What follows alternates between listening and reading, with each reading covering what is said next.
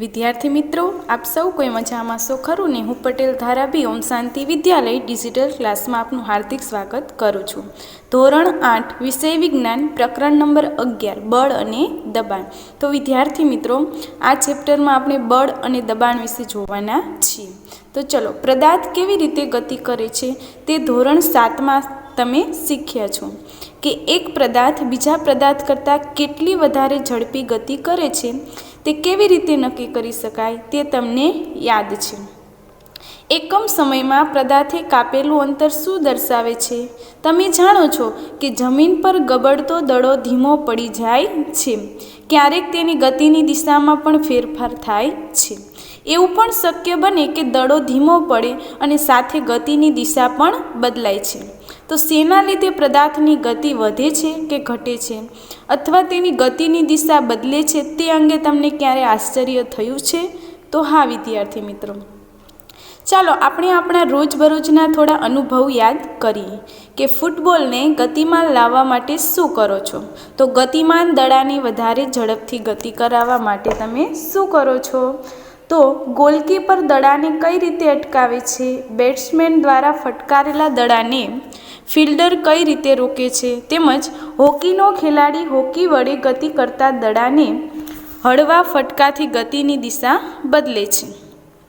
तो आ बधी परिस्थितिओमां दड़ानी गति वधे छे के घटे छे, के तेनी गतिनी दिशा बदलाय छे के दड़ो स्थिर थाय छे? ज्यारे दड़ाने लात मारीए के धक्को मारीए के फेंकीए अथवा हळवो फटको मारीए त्यारे आपणे तेना पर बळ लगाड्युं छे तेम कहीए छे कि विद्यार्थी मित्रों, कोई पदार्थने आपणे गतिमां लावવું હોય तो शुं करशुं के एने बळ आपवुं पड़े छे। तो बळ शुं छे? तो ज्यारे ते वस्तुओं पर लागे छे त्यारे ते शुं करी शके छे? तो आ प्रकरणमां आपणे आवा प्रश्नोना जवाब मेळवीशुं। तो चलो 11.1 बळ धक्को के खेंचाण। अमुक कार्य करवा माटे आपणे चूंटवुं, खोलवुं, बंद करवुं, लात मारवी, फटकारवुं, उचकवुं, हळवो फटको मारवो, धक्को मारवो के खेंचवुं जेवी क्रियाओनो उपयोग करीए छे। कि विद्यार्थी मित्रों, आपणा रोजिंदा जीवनमां अमुक कार्य आपणे जेवा छे के चूंटवुं छे, खोलवुं छे, बंद करवुं, लात मारवी, फटकारवुं, उचकवुं, धीमो फटको मारवो, धक्को मारवो, खेंचवुं के आ बधी क्रियानो आपणे रोजबरोजमां उपयोग करता होईए छीए। आ क्रियाओमांनी दरेक क्रिया सामान्य रीते पदार्थनी गतिमां फेरफार करे छे। तो शुं आवा बधा शब्दों माटे कोई एक शब्द वापरी शकाय? तो चालो आपणे जोईए। तमे नोंध्युं के उपरनी दरेक क्रियाने धक्को मारवो के खेंचवुं के बंनेमां वहेंची शकाय। जो विद्यार्थी मित्रों, तमने एक कोष्टक आपेलुं छे 11.1 एमां खेंचवुं तथा धक्को मारवो अने आपणे क्रियाने ओळखवानी छे। हवे टेबल पर पड़ेलुं पुस्तकने गति करावी के विद्यार्थी मित्रों, टेबल पर पड़ेलुं पुस्तक छे एने आपणे गति करावी छे तो शुं करशुं के धक्को मारशुं, खेंचवुं, उचकवुं आ बधी ज आपणे क्रियाओ करीशुं। तो धक्को मारवो तो आपणे हाँ धक्को मारशुं, खेंचवुं तो एने खेंचता नथी। तो एवी रीते आपणे घणा बधा जो उदाहरणों आपेला छे। हवे तमे नोंध्युं के उपरनी दरेक क्रियाने धक्को मारवो के खेंचवुं के बंनेमां वहेंची शकाय छे। आपणे अनुमान लगावी शकीए के वस्तुने गतिमां लाववा माटे धक्को मारवो के खेंचवी पड़े छे। के विद्यार्थी मित्रों, कोई पदार्थने आपणे गतिमां लाववो छे तो अथवा एने शुं करशुं, आपणे ए पदार्थने धक्को मारशुं अथवा तो एने खेंचवो पड़शे तो ज एनी गतिमां शुं थशे? फेरफार थशे। विज्ञान में पदार्थ ने धक्को मारवो के खेंचवो तेने शुं कहेवाय? बळ कहे छे। तो आ परथी कही शकाय के बळ लगाडवाथी वस्तुओ गतिमां आवे छे, नहीतर एमनेम स्थिर रहेवा देवी तो एने बळनी जरूर पड़ती नथी। पण जो पदार्थ ने आपणे गतिमां लाववो होय तो एनी उपर शुं करवुं पड़े? बळ लगाडवुं पड़े छे। तो बळ क्यारेक अस्तित्वमां आवे छे? चालो आपणे जोईए। हवे पेली कहे छे कि धोरण 6 में हूँ शीख्यो શીખ્યો હતો કે ચુંબક લોખંડના ટુકડાને પોતાની તરફ આકર્ષે છે. શું આકર્ષણ એ ખેંચાણ છે? તો બે ચુંબકના સમાન ધ્રુવો વચ્ચે થતા અપાકર્ષણ વિશે શું કહી શકાય? શું તે ખેંચાણ કે ધક્કો છે? કે વિદ્યાર્થી મિત્રો, આપણે ધોરણ 6માં શીખી ગયા હતા કે બે ચુંબકના બે ધ્રુવો હતા, એન ધ્રુવ અને એસ ધ્રુવ. જો કે બે એન ધ્રુવ આપણે લઈએ તો એ બંને વચ્ચે શું થતું હતું? અપાકર્ષણ થતું હતું. તો એક એન ધ્રુવ અને એક એસ ધ્રુવ વચ્ચે આપણે શું થતું હતું? આકર્ષણ થતું હતું. તો વિદ્યાર્થી મિત્રો, આપણે આ ધોરણ 6માં શીખી ગયા છીએ. હવે 11.2 બળો આંતરિક ક્રિયાને કારણે ઉદ્ભવે છે. ધારો કે એક વ્યક્તિ સ્થિર કારની પાછળ ઊભો છે. આકૃતિ 11.2 એમાં જુઓ વિદ્યાર્થી મિત્રો કે કારની પાછળ એક છોકરો ઊભો છે. તે વ્યક્તિની માત્ર હાજરીના કારણે કાર ગતિમાં આવશે. ધારો કે વ્યક્તિ કારને હવે ધક્કો મારવાનું શરૂ કરે છે. જો 11.2માં શું કરે છે કે પહેલી આકૃતિમાં એ સ્થિર એમનેમ ઊભો છે, હવે બીજામાં શું કરે છે? એ ધક્કો મારે છે, એટલે કે તેના પર બળ લગાડે છે. લગાડેલા બળની દિશામાં કાર ગતિ કરી શકે. નોંધો કે કારને ગતિમાં લાવવા માટે વ્યક્તિએ કારને ધક્કો મારવો પડે છે. જો એમનો માણસ અંદર સ્થિર બેઠો છે અને હવે આપણે કારને ગતિમાં લાવી છે વિદ્યાર્થી મિત્રો, તો શું કરશું કે એને ધક્કો એટલે કે બળ લગાડવું પડશે. હવે 11.3 એ જો કોણ કોને ધક્કો મારે છે? બે સામસામે શું કરે છે? લડે છે. હવે જોઈએ આપણે કે તમે પરિચિત છો તેવી 3 પરિસ્થિતિઓ આકૃતિ 11.3માં દર્શાવેલી છે. આ કિસ્સાઓમાં કોણ ધક્કો મારે છે અને કોણ ખેંચે છે તમે નક્કી કરી શકો છો. તો આકૃતિ 11.3 એમાં બંને છોકરીઓ એકબીજાને ધક્કો મારતી દેખાય છે કે પેલી પેલાને મારે છે અને બીજી પેલીને મારે છે. તો એવી રીતે બંને સામસામે શું કરે છે? ધક્કો મારે છે. હવે જોઈએ,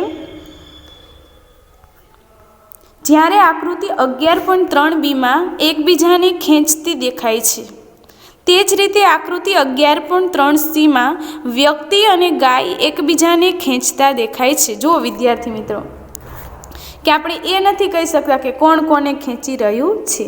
તો અહીં દર્શાવેલી બે પરિસ્થિતિઓમાં છોકરીઓ એકબીજા પર બળ લગાડે છે. શું વ્યક્તિ અને ગાય વચ્ચે આ શક્ય છે? શું આ સત્ય છે? તો આ ઉદાહરણો પરથી આપણે અનુમાન લગાવી શકીએ કે બળ લાગવા માટે ઓછામાં ઓછા બે પદાર્થો વચ્ચે આંતરક્રિયા થવી જોઈએ. શું કીધું વિદ્યાર્થી મિત્રો? કે કોઈ પદાર્થને આપણે ગતિમાં લાવવો હોય, બળ લગાડવા માટે ઓછામાં ઓછા કેટલા પદાર્થો? કે બે પદાર્થો વચ્ચે શું થવી જોઈએ? આંતરક્રિયા થવી જોઈએ. આમ એક પદાર્થની બીજા પદાર્થ સાથે થતી આંતરક્રિયા બળમાં પરિણમે છે. કે મારે ટેબલ ઉપર પુસ્તક પડ્યું છે તો મારે એને લેવું છે, ગતિમાં લાવવું હોય તો મારે શું કરવું પડશે વિદ્યાર્થી મિત્રો? કે મારા હાથ વડે હાથનો ઉપયોગ કરીને બળ લગાડવું પડશે. તો બે પદાર્થ વચ્ચે હંમેશા શું થવી જોઈએ? આંતરક્રિયા થવી જોઈએ. હવે 11.3 બળની શરૂઆત. ચાલો આપણે બળ વિશે વધારે શીખવાનો પ્રયત્ન કરીએ. હવે પ્રવૃત્તિ 11.2 આપી છે. ટેબલ કે બોક્સ જેવી ભારે વસ્તુ પસંદ કરો જેને તમે વધારે ધક્કો મારીને જ ગતિમાં લાવી શકો. તેને તમે એકલા ધક્કો મારવાનો પ્રયત્ન કરો. શું તમે તેને ખસેડી શકો છો? કે વિદ્યાર્થી મિત્રો, આવા અનુભવ આપણને થયા જ હશે કે ભારે ટેબલ હોય ને બોક્સ હોય તો આપણા એકલાથી ધક્કો મારીએ તો ટેબલ કે બોક્સ છે એ ગતિમાં આવી શકશે નહીં. હવે તમારા મિત્રોમાંથી કોઈ એકને તેને તે જ દિશામાં ધક્કો મારવા માટે મદદ કરવાનું કહો. શું હવે તે સહેલાઈથી ખસે છે? કે વધારે પડતું આપણે બળ લગાડશું ઝાઝા જણા ભેગા થઈને તો એ વસ્તુ ગતિમાં આવી શકશે. હવે તે જ વસ્તુને ધક્કો મારો પણ તમારા મિત્રને વિરુદ્ધ બાજુથી ધક્કો મારવાનું કહો. શું વસ્તુ ખસે છે? જો હા તો કઈ દિશામાં ખસે છે તે નોંધો કે એની વિરુદ્ધ દિશામાં ખસે છે. શું તમે અંદાજ લગાવી શકો છો કે તમારા બેમાંથી કોણ વધારે બળ લગાડે છે? જો વિદ્યાર્થી મિત્રો, પહેલી આકૃતિ આપી છે એમાં બંને એક બાજુથી બળ લગાડે છે અને બી આકૃતિ છે એમાં શું કરે છે? એકાબીજા વિરુદ્ધ દિશામાં બળ લગાડે છે. તમે ક્યારે દોરડા ખેંચની રમત જોઈ છે? તો આ રમતમાં બે ટીમ દોરડાને વિરુદ્ધ દિશામાં ખેંચે છે. હવે આકૃતિ 11.5 આપી છે. બંને ટીમના સભ્યો દોરડાને, જો વિદ્યાર્થી મિત્રો આપણને 11.5માં આપી છે કે જો બંને ટીમ દોરડાને સમાન બળથી ખેંચે તો દોરડું ખસતું નથી. હવે પોતાની તરફ ખેંચવાનો પ્રયત્ન કરે છે. કેટલીક વાર દોરડું જરાય ખસતું નથી કે બંને બાજુ 3 જણા છે જો, અને શું કરે છે કે દોરડું એકબીજા તરફ ખેંચે છે. તો શું તે આકૃતિ 11.3bમાં દર્શાવેલી પરિસ્થિતિ જેવું જ નથી લાગતું? જો 11.3bમાં શું કરતું હતું કે બંને બાજુ વિરુદ્ધ દિશામાં ધક્કો મારે છે, અને આમાં પણ શું થયું? આ 11.3b જેવું થયું કે સામસામે વિરુદ્ધ દિશામાં શું કરે છે? બળ લગાડે છે. જે ટીમ વધારે જોરથી ખેંચે છે એટલે કે વધારે બળ લગાડે છે તે અંતે રમત શું કરે છે? જીતી જાય છે. તો આ ઉદાહરણો બળના પ્રકાર વિશે શું સૂચવે છે કે પદાર્થ પર એક જ દિશામાં લગાડેલ બળો એકબીજામાં ઉમેરાય છે. હવે યાદ કરો કે પ્રવૃત્તિ 11.2માં તમે અને તમારો મિત્ર ભારે બોક્સને એક જ દિશામાં ધક્કો મારો છો ત્યારે શું થાય છે? જો બંને બળો પદાર્થ પર વિરુદ્ધ દિશામાં લાગતા હોય તો લાગતું પરિણામી બળ એ બંને બળોના તફાવત જેટલું જ હોય છે. કે વિદ્યાર્થી મિત્રો કે આપણે ભારે બોક્સ છે એને એક જગ્યાએથી બીજી જગ્યાએ લઈ જવું છે, તો જો આપણે બંને એક જ બાજુથી ધક્કો મારશે તો આપણે એને શું કરી શકશું કે ગતિમાં લાવી શકશું. પણ જો આપણે વિરુદ્ધ દિશામાં એકાબીજા બળ લગાડીશું પણ તો વસ્તુ રહી એ એક જગ્યાએથી બીજી જગ્યાએ લઈ જવી છે તો શું થશે? જશે નહીં. કેમ કે લાગતું પરિણામી બળ કેવું છે કે બંને બળોના તફાવત જેટલું જ છે. જ્યારે તમે અને તમારો મિત્ર ભારે બોક્સને એકબીજાની વિરુદ્ધ દિશામાં ધક્કો મારતા હતા ત્યારે પ્રવૃત્તિ 11.2માં તમે શું જોયું કે શું હતી? વિરુદ્ધ દિશા હતી, એટલે કે આપણું બોક્સ રહ્યું ખસશે નહીં. અને આકૃતિ એમાં શું હતું કે બંને એક જ દિશામાંથી શું કરે છે? બળ લગાડવાનો પ્રયત્ન કરે છે.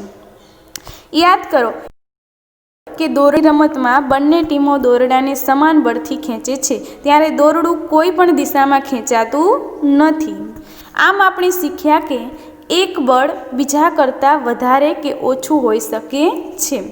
સામાન્ય રીતે બળની માત્રા એના મૂલ્ય વડે દર્શાવવામાં આવે છે. યાદ રાખજો વિદ્યાર્થી મિત્રો કે બળની માત્રા છે એના મૂલ્ય વડે દર્શાવવામાં આવે છે કે બળ કઈ દિશામાં લાગે છે તેનો પણ આપણે ઉલ્લેખ કરવો પડે. જો બળનું મૂલ્ય કે દિશા બદલાય તો તેની અસર પણ બદલાય છે. હવે પહેલી કહે છે શું એનો મતલબ એવો થાય છે કે જો પદાર્થ પર લાગતા બંને બળો વિરુદ્ધ દિશામાં હોય તો પદાર્થ પર લાગતું ચોખ્ખું બળ શૂન્ય હોય છે? જો વિદ્યાર્થી મિત્રો કે બંને રહ્યા આપણે જે વસ્તુને ગતિમાં લાવી છે પણ બળ લગાડવાનું કેવી રીતે કરે છે? બંને વિરુદ્ધ દિશામાં બળ લગાડે છે એટલે પરિણામી આપણને બળ છે કેવું મળશે? શૂન્ય મળે છે. એટલે કેવું હોય છે? શૂન્ય હોય છે. એટલે તમારે યાદ રાખવાનું કે વિરુદ્ધ દિશામાં લાગતું બળ હંમેશા કેવું હોય છે? શૂન્ય હોય છે. હવે 11.4 બળ પદાર્થની ગતિની અવસ્થા બદલી શકે. જ્યારે પદાર્થ પર બળ લાગે ત્યારે શું થાય છે? ચાલો આપણે જાણીએ. પ્રવૃત્તિ 11.3 એક રબરનો દડો લો અને તેને ટેબલ કે કોન્ક્રીટના ભોંયતળિયા જેવી સમતલ સપાટી પર મૂકો. હવે દડાને સમતલ સપાટી પર ધીમેથી ધક્કો મારો. આકૃતિ 11.6 શું દડો ગતિની શરૂઆત કરે છે? તો જો આપણે જોઈએ કે એને શું કર્યું છે કે દડાને ગતિમાં લાવવા માટે બળ લગાડેલું છે. દડો હજુ ગતિમાં હોય ત્યારે ફરીથી ધક્કો મારો. શું તેની ઝડપમાં કોઈ ફેરફાર થાય છે? શું તે વધે છે કે ઘટે છે? હવે વિદ્યાર્થી મિત્રો કે આપણો દડો છે બરાબર, એને મારે ગતિમાં લાવવો છે તો આપણે શું કરશું? નાનો એવો ફટકો મારશું એટલે કે ધક્કો મારશું એટલે દડો શું આવશે? ગતિમાં આવશે. પણ જ્યારે એની ધીમી ધીમી ગતિ ચાલુ હોય ને પાછી મારે એને વધારે ગતિમાં લાવવો હોય તો શું કરીશ કે એની ઝડપમાં ફેરફાર કરવા માટે ફટકો મારીશ ફરીવાર, એટલે એની ગતિમાં શું થશે? વધારો થશે. પછી તમારી હથેળીને ગતિમાન દડાની સામે રાખો. જેવો દડો હથેળીને સ્પર્શે કે તરત જ હથેળીને દૂર કરો. શું હથેળી દડા પર બળ લગાડે છે? હવે દડાની ઝડપમાં શું ફેરફાર થાય છે? શું તે વધે છે કે ઘટે છે? જો વિદ્યાર્થી મિત્રો હું ત્યાં ને ત્યાં શું કરીશ, ફટકો મારીશ તો શું થશે? દડો એ ગતિમાં આવે છે. જો તમે ગતિમાન દડાની સામે હથેળી રાખો તો શું થશે કે દડો એ રોકાઈ જશે. કદાચ તમને સમાન પરિસ્થિતિ યાદ હશે. ઉદાહરણ તરીકે ફૂટબોલની રમતમાં જ્યારે પેનલ્ટી કિક લેવામાં આવે છે ત્યારે ખેલાડી બોલ પર બળ લગાડે છે. બોલને ફટકારતા પહેલાં બોલ સ્થિર હતો અને તેથી તેની ઝડપ શૂન્ય હતી. લગાડેલ બળને કારણે બોલ લક્ષ્ય તરફ ગતિ કરે છે. કે વિદ્યાર્થી મિત્રો જ્યારે એના ઉપર આપણે શું કરશું કે એના ઉપર બળ લગાડવું છે, એને ગતિમાં લાવવું છે તો શું કરશું? આપણે ફટકો મારશું. ધારો કે ગોલકીપર ગોલ બચાવવા માટે કૂદકો મારે છે તો આ રીતે ગોલકીપર ગતિમાન બોલ પર બળ લગાડવાનો પ્રયત્ન કરે છે કે આપણે ગતિમાન બોલ છે એને રોકવાનો છે તો પણ શું કરવું પડશે? બળ લગાડવું પડશે. તો લાગુ પાડેલું બળ વડે તે બોલને રોકી શકે છે કે ગતિની દિશા બદલી શકે છે. જો ગોલકીપર બોલને રોકવામાં સફળ થાય તો તેની ઝડપ ઘટીને કેવી થઈ જાય છે? શૂન્ય થાય છે. તો આ અવલોકનો સૂચવે છે કે બળ લગાડતા પદાર્થની ઝડપમાં ફેરફાર થઈ શકે છે. કે આપણને હવે ખ્યાલ આવ્યો કે આપણે બળ લગાડીએ છીએ જે પદાર્થ ઉપર એની ઝડપમાં શું થાય છે? ફેરફાર થઈ શકે છે. કે કોઈ બળ છે કોઈ દડો છે એને મેં બળ લગાડ્યું અને એ ગતિમાં આવ્યો. હવે મારે એને રોકવો છે તો હું શું કરીશ કે હું કેચ કરી લઈશ, બરાબર? તો એનું શું કરશે કે એની જે દિશા છે એ બદલી શકે છે. જો પદાર્થની ગતિની દિશામાં બળ લગાડવામાં આવે તો પદાર્થની ઝડપ વધે છે. જો શું કીધું કે પદાર્થની ગતિની દિશામાં જ બળ લગાડવામાં આવે તો પદાર્થની ઝડપ વધી જાય છે. પણ જો એને વિરુદ્ધ દિશામાંથી બળ લગાડવામાં આવે તો પરિણામે પદાર્થની ઝડપમાં શું થાય છે વિદ્યાર્થી મિત્રો? ઘટાડો થાય છે. કે સામેથી બોલ આવતો હોય અને હું રોકવાનો પ્રયત્ન કરીશ, બરાબર? તો હું સામે એની વિરુદ્ધ દિશામાં ઊભી રહીશ કે ત્યારે શું થશે? એની ઝડપમાં ઘટાડો થશે. એટલે વિદ્યાર્થી મિત્રો યાદ રાખજો કે જો પદાર્થની ગતિની દિશામાં જ બળ લગાડવામાં આવે તો પદાર્થની ઝડપમાં વધારો થાય છે અને બળ રહી ગતિની વિરુદ્ધ દિશામાં લગાડવામાં આવે તો પરિણામે પદાર્થની ઝડપમાં શું થાય છે? ઘટાડો થાય છે. હવે બુજો કહે છે કે મેં બાળકોને એકબીજા સાથે રબરના ટાયરને કે કોઈ રિંગને ધક્કો મારીને ઝડપથી ચલાવવાની સ્પર્ધા કરતા જોયા છે. આકૃતિ 11.7 કે મિત્રો તમે પણ રમેલા જ હશો. હવે હું સમજી ગયો છું કે ધક્કો દેવાથી ટાયરની ઝડપ કેમ વધતી જાય છે. જો કે ટાયરને ઝડપથી ચલાવવા માટે તેને શું કરે છે? વારંવાર ધક્કો એટલે કે બળ લગાડવાનો પ્રયત્ન કરે છે. કેમ કે ટાયર છે એ ગતિમાં રહે એટલા માટે. પહેલી એ જાણવા આતુર છે કે પદાર્થ પર લાગુ પડેલું બળ માત્ર પદાર્થની ઝડપમાં ફેરફાર કરે છે. ચાલો આપણે જોઈએ. પ્રવૃત્તિ 11.4 જેમ તમે પ્રવૃત્તિ 11.3માં કર્યું હતું તે રીતે એક દડો લો અને તેને સમતલ સપાટી પર મૂકો. તેને ધક્કો મારીને ગતિમાં લાવો. હવે કંપાસ બોક્સમાંથી ફૂટપટ્ટી લઈ તેના ગતિમાર્ગમાં આકૃતિ 11.8માં દર્શાવ્યા મુજબ મૂકો. આમ કરવાથી તમે ગતિમાન દડા પર બળ લગાડો છો. શું દડો ફૂટપટ્ટીને અથડાયા પછી તે જ દિશામાં ગતિ ચાલુ રાખશે? તો પ્રવૃત્તિનું પુનરાવર્તન કરો અને ગતિમાન દડાને અવરોધતા માટે ફૂટપટ્ટીને એવી રીતે મૂકો કે જેથી તે ગતિમાર્ગ સાથે જુદા જુદા કોણ બનાવે. દરેક કિસ્સામાં ફૂટપટ્ટીને અથડાયા પછી દડાની ગતિની દિશાના અવલોકન નોંધો. જો વિદ્યાર્થી મિત્રો શું કર્યું છે કે દડાને રોકવાનો પ્રયત્ન કર્યો છે વિદ્યાર્થી મિત્રો, કે જ્યારે એક દિશામાં કે આપણે ગતિમાં લાવવા માટે એને દડાને ફટકો માર્યો છે. હવે આપણે એને રોકવો છે તો શું કરશું, કઈ રીતે બળ લગાડશું કે તે જ દિશામાં નહીં પણ એની સામેની વિરુદ્ધ દિશામાં બળ લગાડીશું. એટલે કે જે ગતિથી દડો આવે છે તો એની વિરુદ્ધ દિશામાં આપણે શું કરશું કે ફૂટપટ્ટીની મદદથી દડો રોકીશું. એટલે એની ઝડપમાં શું થઈ જશે, ઘટાડો થઈ જશે. એટલે એની ગતિમાં ઘટાડો થશે. આપણે આગળ જોયું કે વિરુદ્ધ દિશામાં પદાર્થની વિરુદ્ધ દિશામાં બળ લગાડવામાં આવે તો એની ઝડપમાં શું થાય છે, ઘટાડો થાય છે.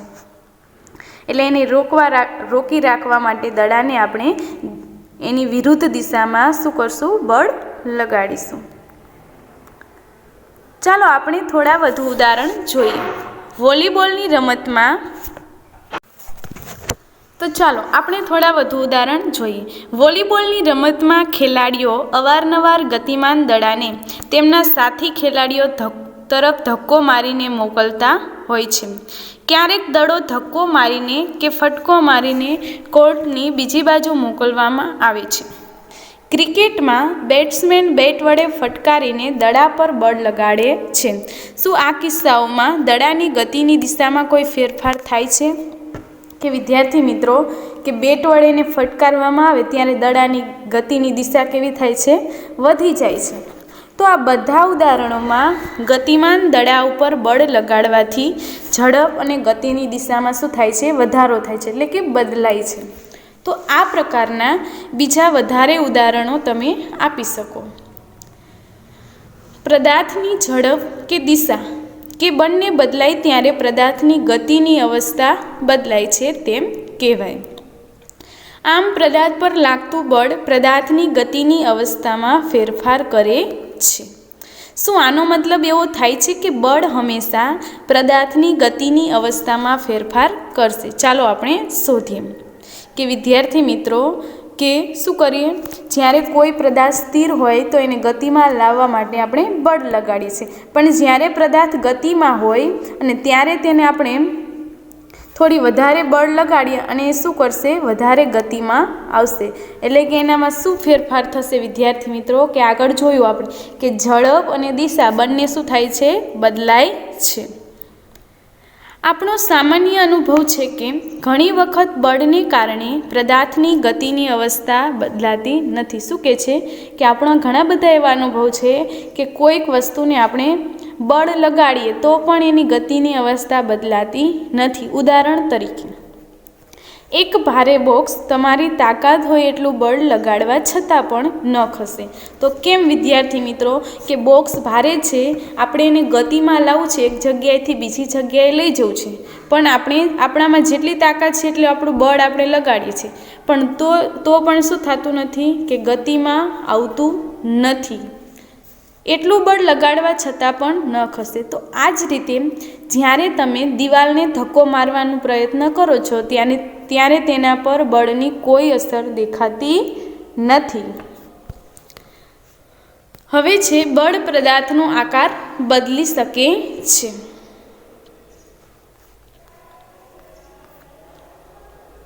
જો નીચે આપણને કોષ્ટક આપ્યું છે વિદ્યાર્થી મિત્રો 11.2 કે પદાર્થો પર બળની અસરનો અભ્યાસ.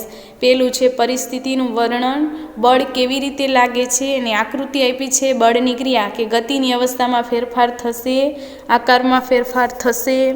હવે જો પેલું આપ્યું છે કે પ્લેટમાં રાખેલો લોટનો કણક એટલે કે લોટનો પીંડો હવે હાથ વડે નીચે તરફ દબાવવાથી શું થશે કે ગતિની અવસ્થામાં ફેરફાર થશે. હા, અને આકારમાં શું થશે, ફેરફાર થશે. પછી જો એમ કીધું કે સાયકલની સીટમાં જડેલી સ્પ્રિંગ તો સીટ પર બેસવાથી તો ગતિની અવસ્થામાં ફેરફાર થશે. હા, અને આકારમાં પણ ફેરફાર થશે. તો હા. તો જો આપણને ઘણા બધા એવા ઉદાહરણો આપ્યા છે. હવે કોષ્ટક 11.2માં નોંધેલા અવલોકન પરથી તમે શું તારણ કાઢો છો કે જ્યારે તમે પોતાની હથેળીઓની વચ્ચે એક ફૂલાવેલા ફુગ્ગાને રાખીને દબાવો છો ત્યારે શું થાય છે કે એક ફૂલાવેલો ફુગ્ગો હોય અને આપણી હથેળી વચ્ચેથી આપણે દબાવીએ તો શું થાય છે વિદ્યાર્થી મિત્રો, ફૂટી જાય છે. જ્યારે બાંધેલા ગુંદેલા લોટના પીંડાને વણીને રોટી બનાવો છો ત્યારે તેના આકારમાં શું ફેરફાર થાય છે? જ્યારે તમે ટેબલ પર રાખેલા રબરના દડાને દબાવો છો ત્યારે શું થાય છે? તો આ બધા ઉદાહરણોમાં તમે જોયું કે કોઈ પદાર્થ પર બળ લગાડવાથી તેના આકારમાં ફેરફાર થઈ શકે છે. એટલે યાદ રાખજો વિદ્યાર્થી મિત્રો કે કોઈ પદાર્થ પર બળ લગાડવાથી એના આકારમાં ફેરફાર થઈ શકે છે. ઉપરની બધી પ્રવૃત્તિ કરી લીધા પછી તમે સમજી ગયા હશો કે બળ છે એ કોઈ પદાર્થને સ્થિર સ્થિતિમાંથી ગતિમાં લાવી શકે છે. હવે આ બધા બળના શું છે? આ બધા ઉપયોગી કાર્યો છે કે બળ છે એ શું કરે છે કે કોઈ પદાર્થને સ્થિર અવસ્થામાંથી ગતિમાં લાવી શકે છે. બળ છે એ જો પદાર્થ ગતિમાં હોય તો તેની ઝડપમાં ફેરફાર કરી શકે છે અને દિશામાં પણ ફેરફાર થઈ શકે છે અને એના પદાર્થના આકારમાં પણ ફેરફાર કરી શકે છે. તો આ બધામાં થોડી અથવા બધી જ અસરો ઉત્પન્ન કરી શકે છે. એ યાદ રાખવું આવશ્યક છે કે બળ આ બધામાંથી એક અથવા વધારે અસર ઉત્પન્ન કરી શકે છે તથા આ બધામાંથી કોઈ પણ અસર બળ વગર ઉત્પન્ન થઈ શકતી નથી. આમ બળ લગાડ્યા વગર કોઈ પદાર્થ આપમેળે ગતિમાં આવી શકતો નથી, આપમેળે ગતિની દિશા બદલી નથી શકતો અને આપમેળે પોતાનો આકાર બદલી શકતો નથી. આ બધું વિદ્યાર્થી મિત્રો ક્યારે શક્ય છે?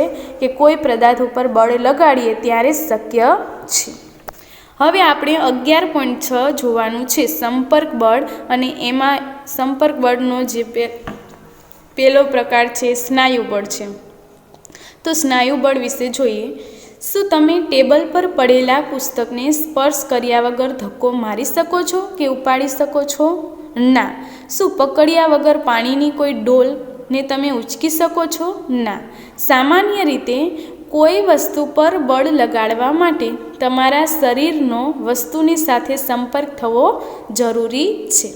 સંપર્ક કોઈ લાકડી કે દોરડા વડે પણ થઈ શકે છે. જ્યારે આપણે કોઈ વસ્તુ જેવી કે સ્કૂલ બેગને ધક્કો મારીએ છીએ કે પાણીની ડોલને ઉચકીએ છીએ ત્યારે બળ ક્યાંથી આવે છે? તો આ બળ છે એ આપણા શરીરના સ્નાયુઓ દ્વારા લાગે છે. તો આપણા સ્નાયુઓની ક્રિયાને લીધે લાગતા બળને સ્નાયુ બળ કહે છે. વિદ્યાર્થી મિત્રો યાદ રાખજો વ્યાખ્યા કે સ્નાયુ બળ એટલે શું? તો સ્નાયુઓની ક્રિયાને લીધે જે બળ લાગે છે એને આપણે સ્નાયુ બળ કહીએ છીએ. પ્રાણીઓ પણ તેમની શારીરિક ક્રિયાઓ અને બીજી કાર્યો કરવા માટે સ્નાયુ બળનો જ ઉપયોગ કરે છે. આપણા વિવિધ કાર્યો કરવા માટે બળદ, ઘોડા, ગધેડા અને ઊંટ જેવા પ્રાણીઓનો ઉપયોગ કરવામાં આવે છે. તો આ કાર્ય કરવા માટે સ્નાયુ બળનો ઉપયોગ કરે છે. એટલે કે સ્નાયુ બળ ત્યારે જ લાગુ પાડી શકાય છે જ્યારે સ્નાયુઓ કોઈ પદાર્થ સાથે સંપર્કમાં હોય. આથી તેને આપણે સંપર્ક બળ કહીએ છીએ. જો વિદ્યાર્થી મિત્રો શું કીધું? સંપર્ક બળ એટલે શું? કે સ્નાયુ બળ ત્યારે જ લાગુ પાડી શકાય છે જ્યારે સ્નાયુઓ છે એ કોઈ પદાર્થ સાથે શું હોય? સંપર્કમાં હોય. આથી એને આપણે સંપર્ક બળ કહીએ છીએ. શું અન્ય પ્રકારના સંપર્ક બળો પણ હોય છે? ચાલો આપણે શોધીએ. હવે પછી બીજો પ્રકાર એમાં ઘર્ષણ. પોતાના થોડા અનુભવોને યાદ કરો. જમીન પર ગબડતો દડો ધીરે ધીરે ધીમો થઈ જાય છે અને અંતે શું થાય વિદ્યાર્થી મિત્રો? અટકી જાય છે. સાયકલ ચલાવતી વખતે જ્યારે આપણે પેડલ મારવાનું બંધ કરી દઈએ ત્યારે તે પણ શું થાય છે? ધીરે ધીરે ધીમી થઈ જાય છે અને અંતે શું થાય છે? અટકી જાય છે. કોઈ કાર કે સ્કૂટરના એન્જિનને બંધ કરી દેવાથી તે પણ થોડા સમય પછી શું થશે? અટકી જશે. એવી જ રીતે હોડીને હલેસા મારવાનું બંધ કરીએ તો તે થોડે દૂર જઈને શું થઈ જશે? સ્થિર થઈ જશે, બંધ થઈ જશે. શું તમે આ પ્રકારના થોડા વધારે અનુભવો ઉમેરી શકો છો? તો ઉપરની બધી જ પરિસ્થિતિમાં વસ્તુઓ પર દેખીતી રીતે કોઈ બળ લાગતું નથી, છતાં પણ તેમની ઝડપ ક્રમશઃ ઘટતી જાય છે અને થોડા સમય પછી તેઓ સ્થિર થઈ જાય છે. શું કીધી વિદ્યાર્થી મિત્રો? કે ઉપરના આપણે બધા થોડા અનુભવો જોયા એમાં કોઈ જ પ્રકારનું બળ લાગતું નથી, એટલે ધીમે ધીમે શું થઈ જાય છે, ઝડપમાં ઘટાડો થતો જાય છે. થોડા સમય પછી તેઓ શું થઈ જશે, સ્થિર થઈ જાય છે. તેમની ગતિની અવસ્થા શેના કારણે બદલાય છે? શું તેમના પર કોઈ બળ લાગતું હોય છે? શું તમે અનુમાન લગાવી શકો છો કે દરેક કિસ્સામાં બળ કઈ દિશામાં લાગતું હોવું જોઈએ? તો આ બધા ઉદાહરણોમાં પદાર્થની ગતિની અવસ્થામાં ફેરફારનું કારણ શું છે? ઘર્ષણ બળ છે. કયું બળ લાગે છે વિદ્યાર્થી મિત્રો? ઘર્ષણ બળ. અને કઈ દિશામાં લાગે છે? વિરુદ્ધ દિશામાં. કે જો કોઈ પદાર્થ ગતિમાં છે તો એને રોકવો છે તો આપણે વિરુદ્ધ દિશામાં બળ લગાડીએ છીએ, અને વિરુદ્ધ દિશામાં લાગતું બળ એ કયું બળ છે? ઘર્ષણ બળ છે. યાદ રાખજો. જમીન તથા દડાની સપાટી વચ્ચે લાગતું ઘર્ષણ બળ જ ગતિમાન દડાને સ્થિર સ્થિતિમાં લાવે છે. તે જ રીતે પાણી અને હોડીની સપાટી વચ્ચે ઘર્ષણ બળ એકવાર હલેસા મારવાનું બંધ કરવાથી હોડીને સ્થિર કરી દે છે. કે એની વિરુદ્ધ બળ લગાડીએ એટલે એ બળ કેવું છે? ઘર્ષણ બળ છે. તો ઘર્ષણ બળ બધા ગતિમાન પદાર્થો પર લાગે છે. જે પદાર્થો ગતિ કરે છે એના બધા પર શું થાય છે? ઘર્ષણ બળ લાગે છે. અને તેની દિશા હંમેશા પદાર્થની ગતિની વિરુદ્ધ દિશામાં હોય છે. જો આવ્યું કે હંમેશા જે પદાર્થ ગતિ કરતો હોય હંમેથી વિરુદ્ધ દિશામાંથી બળ લાગતું હોય તો એ વિરુદ્ધ દિશામાંથી લાગતું બળ છે એ કયું છે? ઘર્ષણ બળ છે. કારણ કે ઘર્ષણ બળ બે સપાટી વચ્ચેના સંપર્કને લીધે ઉત્પન્ન થાય છે. તેથી તે સંપર્ક બળનું પણ એક ઉદાહરણ છે. જો બે જોઈએ આપણે, એક સ્નાયુ બળ જોયું અને બીજું ઘર્ષણ બળ જોયું. એક કેનું ઉદાહરણ છે? સંપર્ક બળનું. તો આ બળ વિશે પ્રકરણ 12માં તમે વધારે શીખશો. તમે એ જાણવા ઉત્સુક હશો કે શું એ આવશ્યક છે કે કોઈ પદાર્થ પર લાગતું બળ હંમેશા સંપર્ક બળ જ હોય છે? ચાલો આપણે શોધીએ.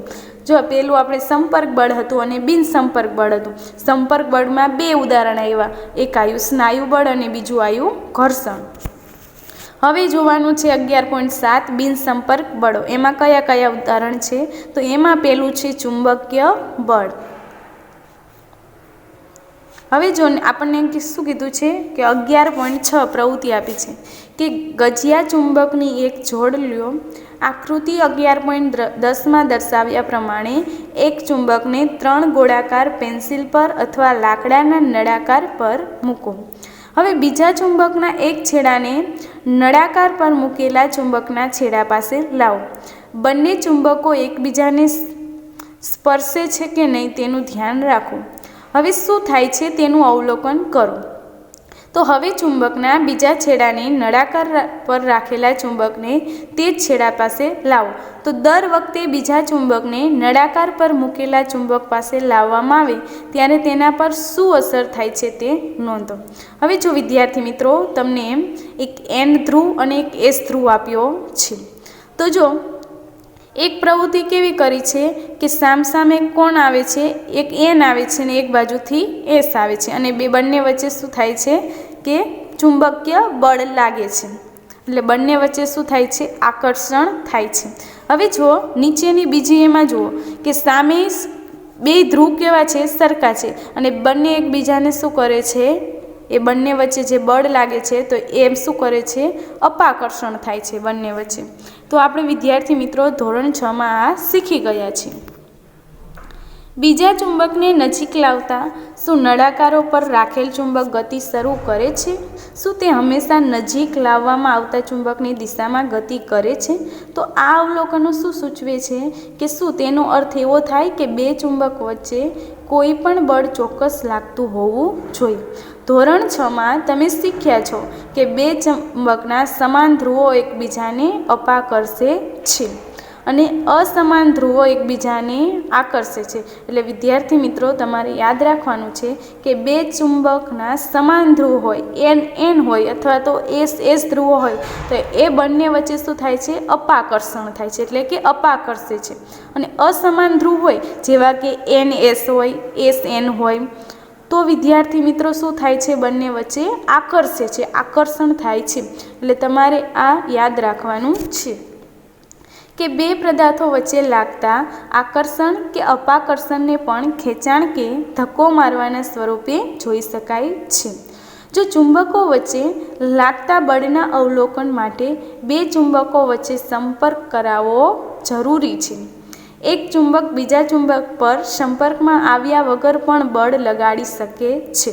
તો ચુંબક દ્વારા લાગતું બળ એ અસંપર્ક એટલે કે બિનસંપર્ક બળનું ઉદાહરણ છે. એ જ રીતે ચુંબક દ્વારા કોઈ લોખંડના ટુકડા પર લગાડવામાં આવતું બળ પણ કેવું છે? અસંપર્ક એટલે કે બિનસંપર્ક બળ છે. હવે આપણે જોવાના છીએ સ્થિત વિદ્યુત બળ.